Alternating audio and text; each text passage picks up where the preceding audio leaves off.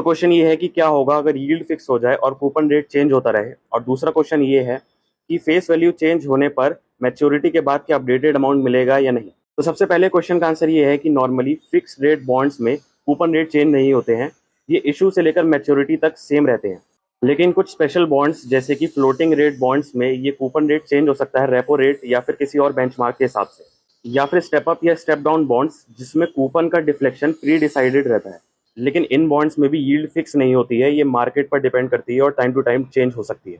तो अब हम आते हैं अपने दूसरे क्वेश्चन पर, जो है कि फेस वैल्यू चेंज होने पर मैच्योरिटी के बाद हमें अपडेटेड अमाउंट मिलेगा या नहीं।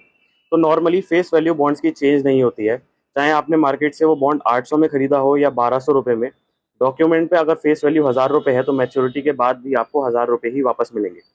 कुछ स्पेशल केसेस में जैसे कि इन्फ्लेशन इंडेक्स बॉन्ड्स में ये इन्फ्लेशन के हिसाब से फेस वैल्यू चेंज हो सकती है, या फिर डेट रिकंस्ट्रक्शन जैसे रेयर केसेस में ये फेस वैल्यू चेंज होती है।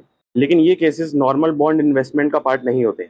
तो हमारी समरी ये है कि यील्ड्स फिक्स नहीं होती है, जो कि मार्केट के साथ चेंज हो सकती हैं।